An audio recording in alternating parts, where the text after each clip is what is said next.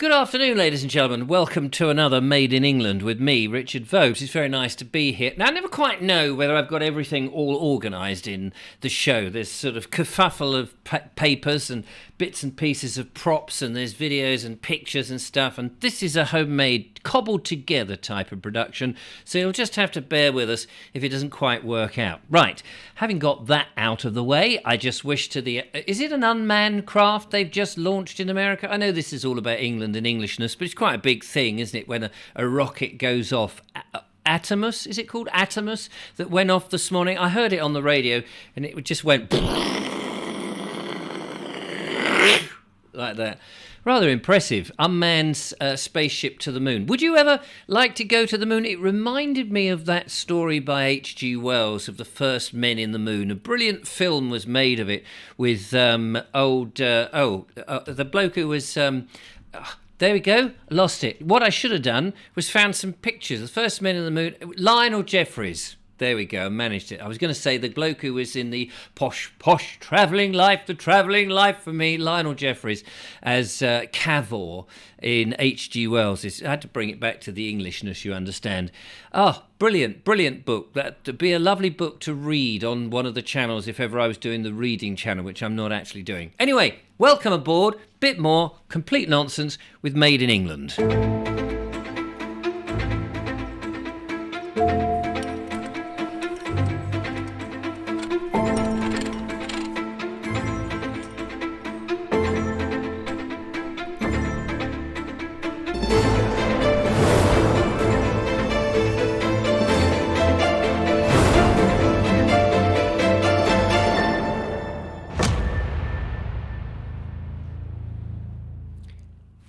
It will, of course, take months to get this show in any kind of shipshape and Bristol fashion, so do grow with me. Had an interesting comment from somebody who said that bloke, Richard, he never stops talking, he just rattles on. He thinks he's funny because he keeps going on and on and on. He's not at all funny. I've been watching him for ages. I don't know why he keeps doing these videos. And I just thought to myself, what draws you along to a channel if you don't like it? We get this all the time.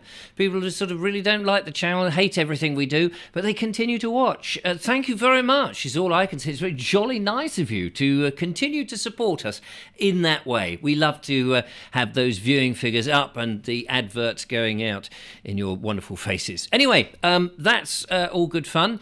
H.G. Wells and his various different things that he did over the years, the Time Machine being one of them, and the first men in the moon with Professor Cavor being something else. Be interesting to see what they do up there on the moon. Anyway, on this day, let's go back in history just for a moment, because there's a number of things we want to talk about. And on this day in history, 1724. Can you cast your mind back to 24 minutes past 5 yesterday afternoon? No, wasn't then. 1724, Jack Sheppard. Does the name mean anything to you? Well, I've got a picture of him here. See if this just jogs your memory. There we go. Look at that. Jack Sheppard, born in Stepney, highwayman, on this day was hanged in 1724 at Tyburn in front of 200,000 spectators.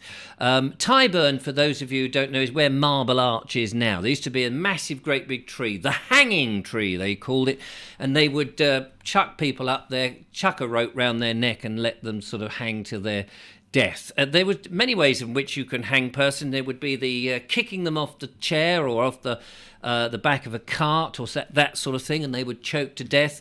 Others was the way that Pierrepoint, or whatever his name, Pierrepoint, used to do it. Albert Pierrepoint, I think his name was, in which there was a drop, and you would drop. That was the quickest way, because you would basically just break your neck and die pretty much swiftly. If you had to dangle there for a while and do the dance of death, it wasn't quite so nice.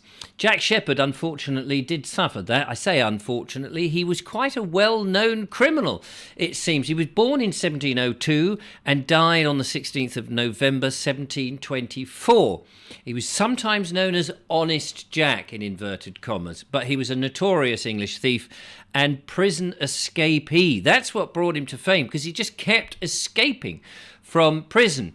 Born into a poor family, he was apprenticed as a carpenter, but he took to theft and burglary in 1723. So I said he was born in 1702, so he was about 21 when he took up burglary, which is a good age, I suppose, nimble and what have you.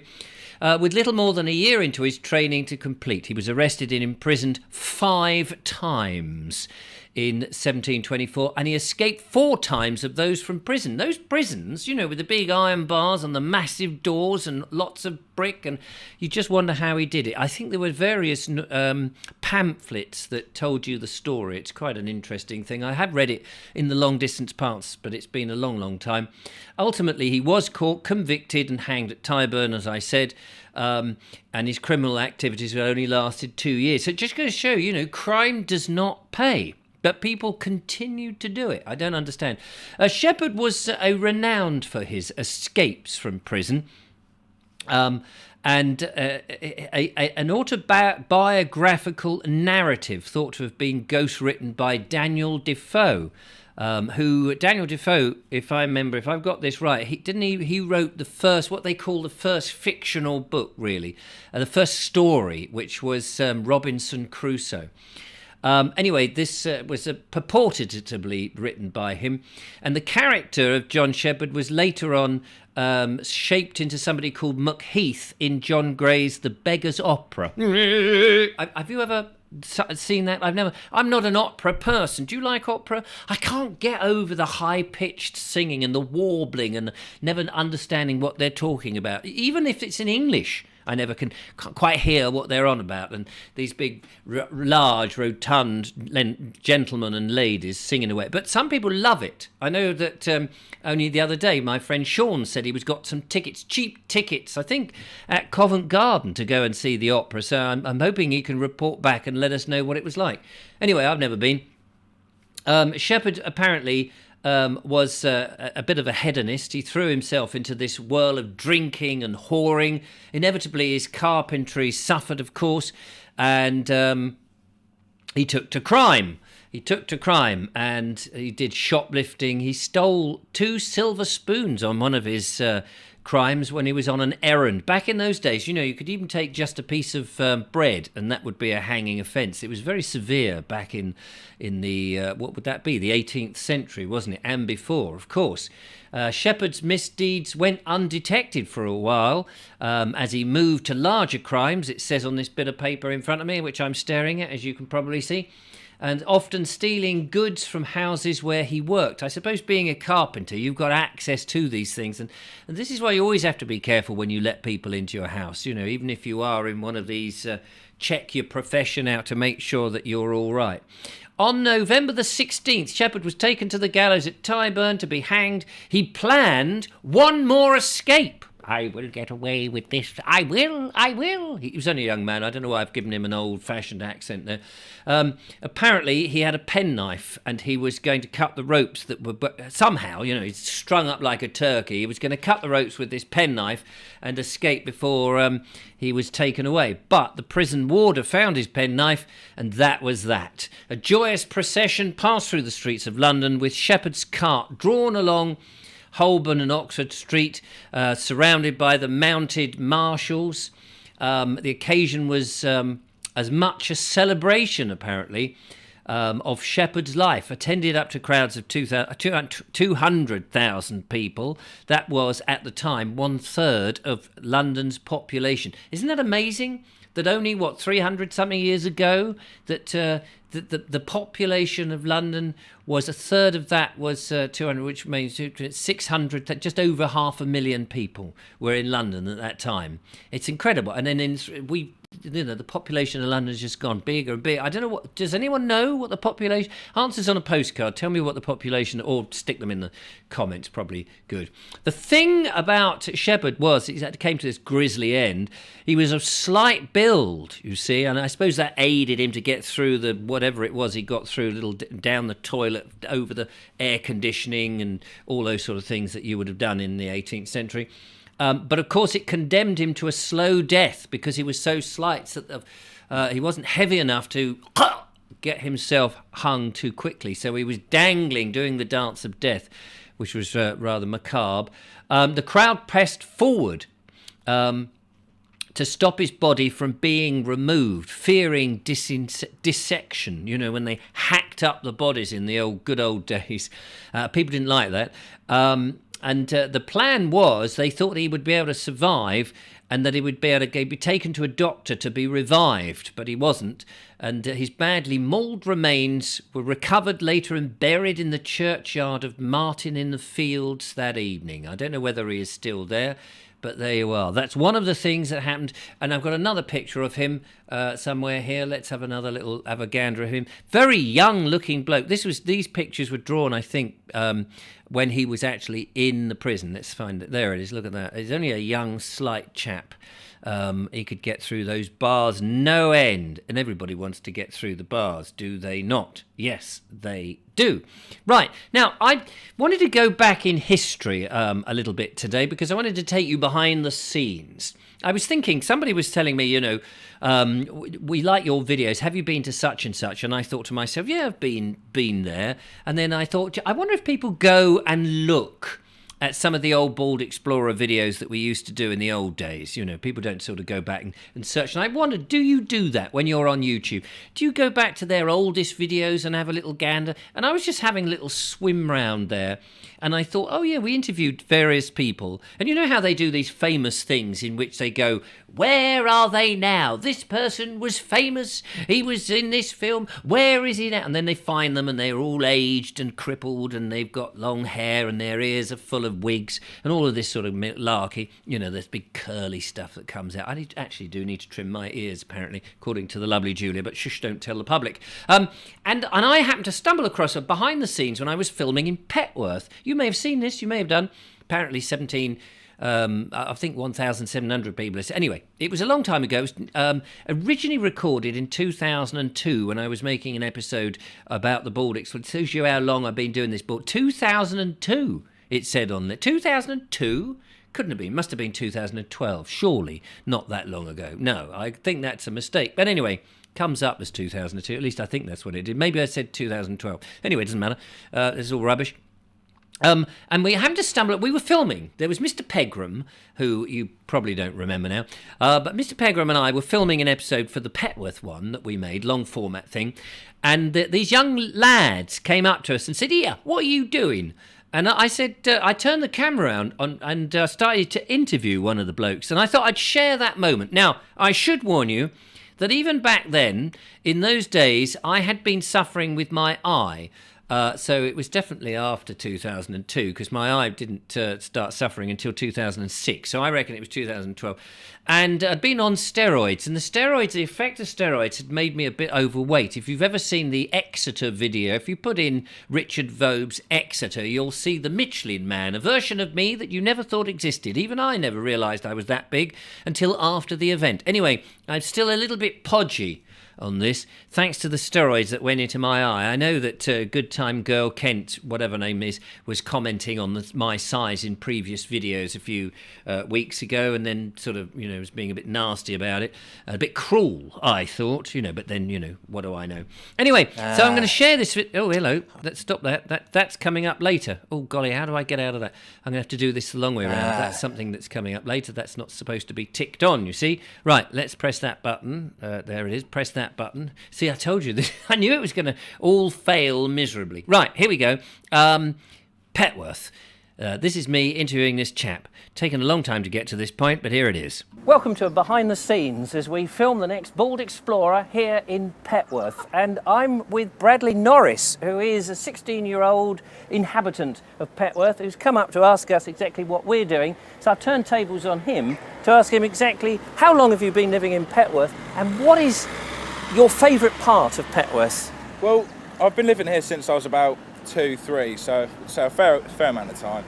I've never really enjoyed going anywhere with a lot of people, and I like the fact that it's really small and quiet, and there's pretty much everything we need. Like, we've got the youth club, and then we've got like the shops that we need, resin.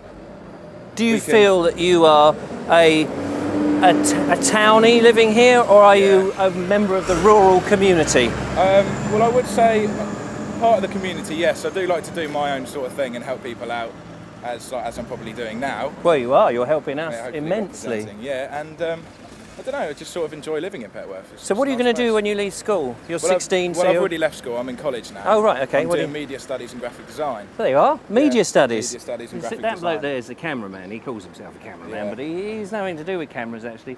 He's a man who can do very strange symbols with his fingers. Yes. And he's just done a few at us now. So you could actually do his job. I could do. I'd enjoy to do that What sort of thing do you do in media studies? Well, at the moment we're like analysing tabloid and tabloid and broadsheet newspapers. So it's all happening for the tabloid stuff with the empire of the Murdoch empire. Yeah. With that's the phone hacking situation. Yeah. Have you ever had your phones hacked in? No, I don't think so. Do you know how to do it? Yeah. Oh. So, well, not all of it. Yeah, but I know how to do some of it.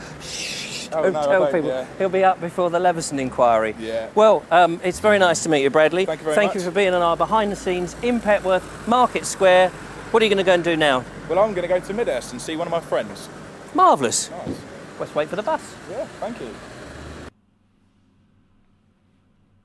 Ah, yes, there we go. It did say actually 2012. 10 years ago. That was 10 years ago. I haven't aged a bit, thinned out a bit maybe. You just wonder, he was 16, now he's 26.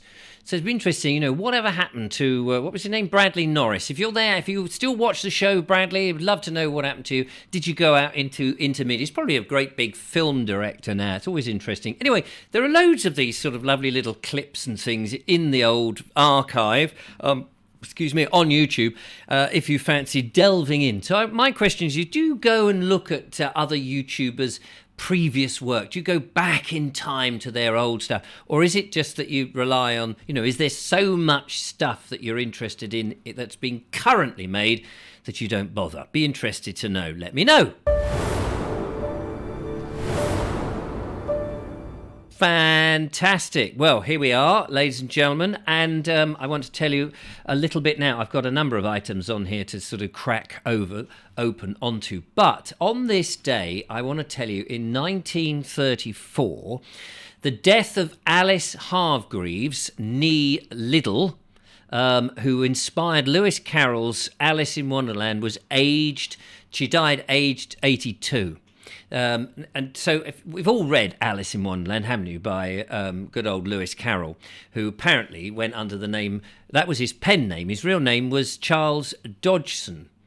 It's a sort of funny name, isn't it? Alice in Wonderland by Charles Dodgson. Sounds like a dodgy name to me. Now, shall we have a look at what Alice looked like? Here we are. I've got some pictures of young Alice. I've just got to get back into the relevant thing. This is what she looked like, Alice Liddell, when she was back in the Victorian days.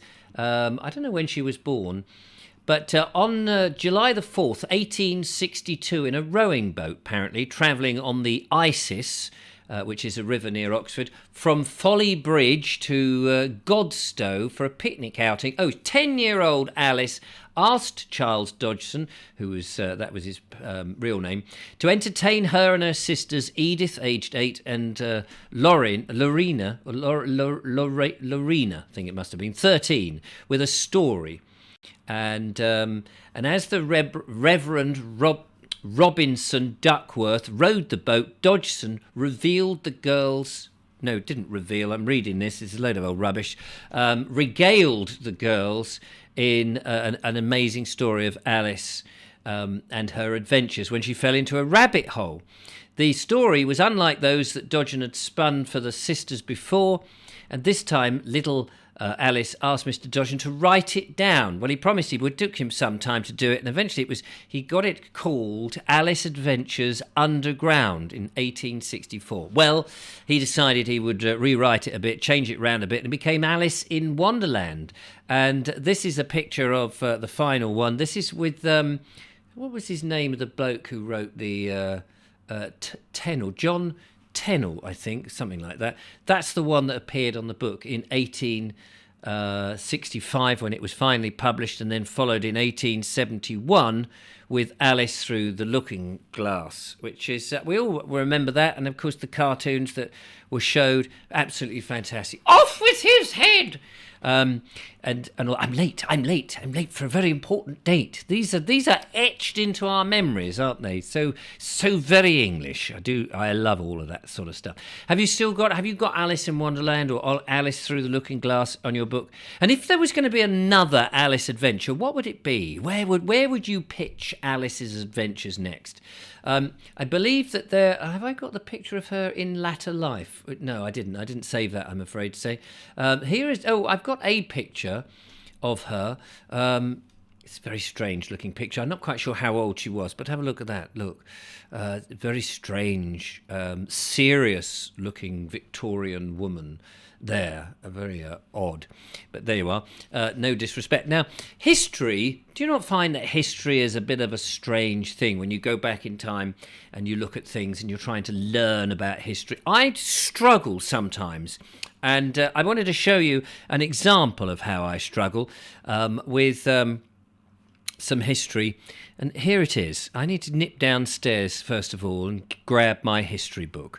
So let's have a look at that.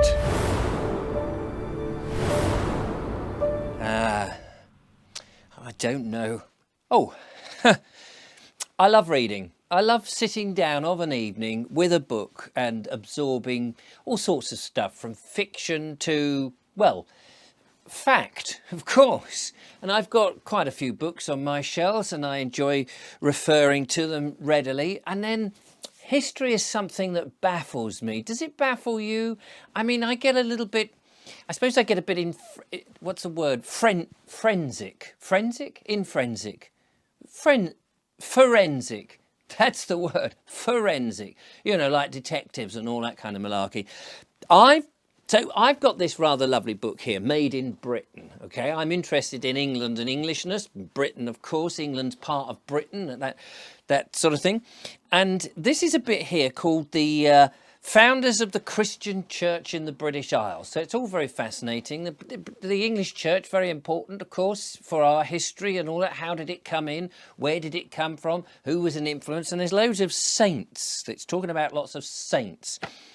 And it says in here, and this is where I'm getting a little bit confused, and maybe you can help me with this. Maybe I'm just being a bit dense, because often I am.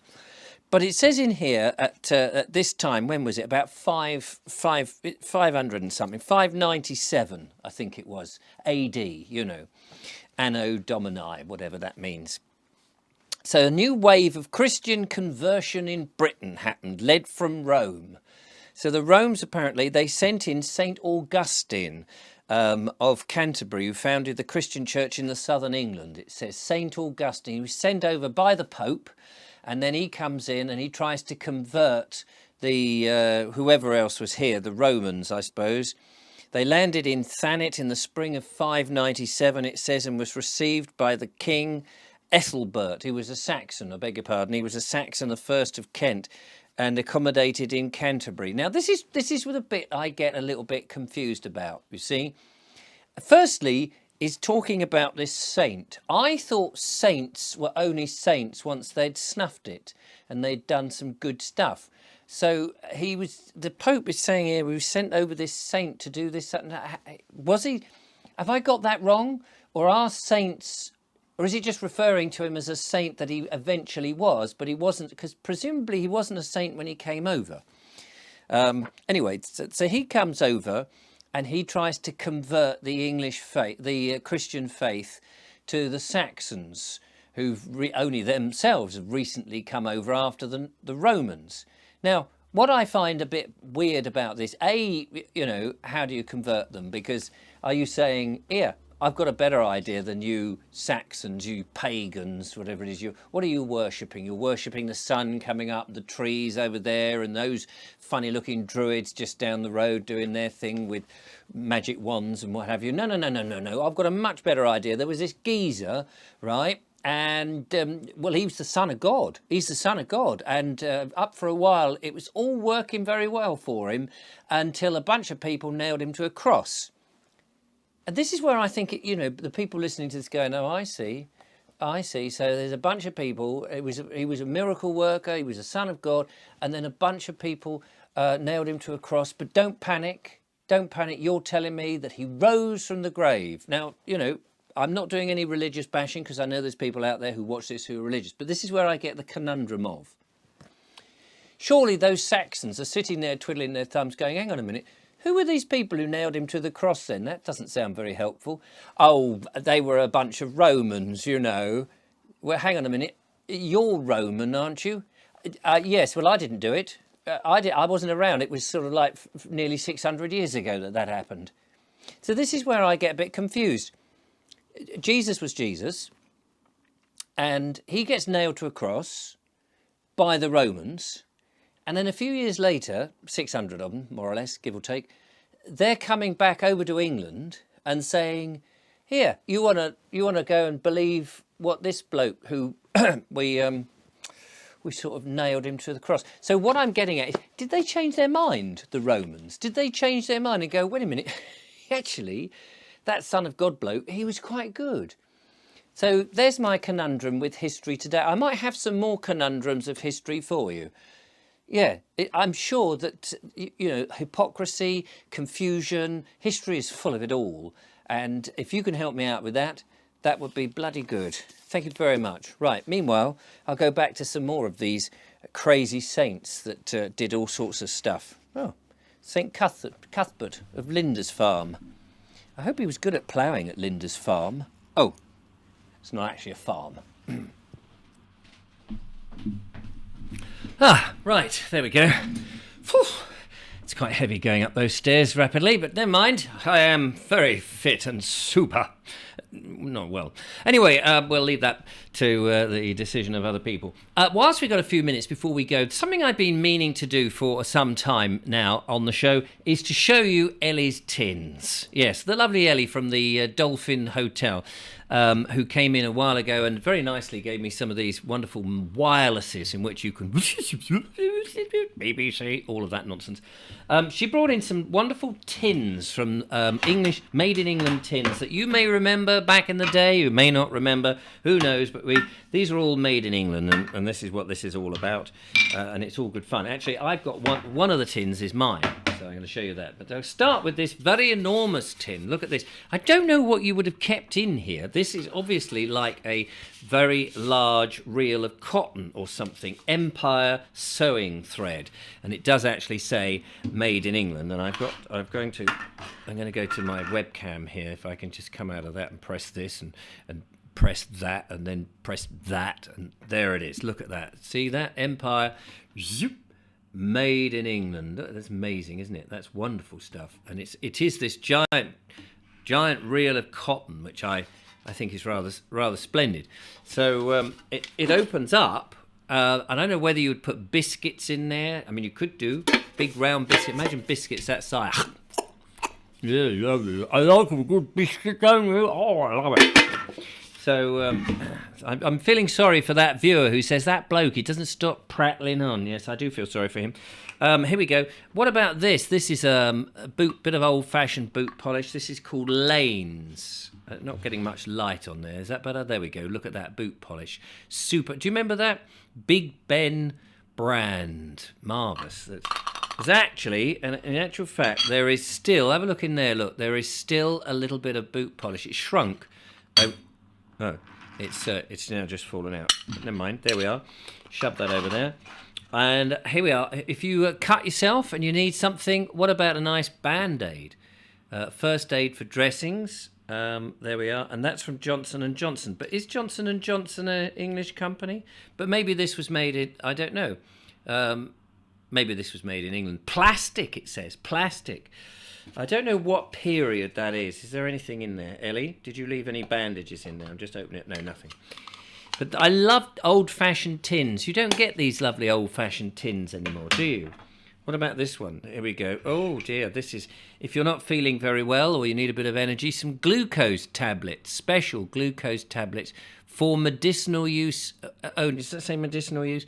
It's a bit rusty now. I wouldn't swallow any of those if I was you. And again, no, nothing in that one. This is a titchy little tin. Look at that. Imagine that. The little titchy. And do you know what that's for?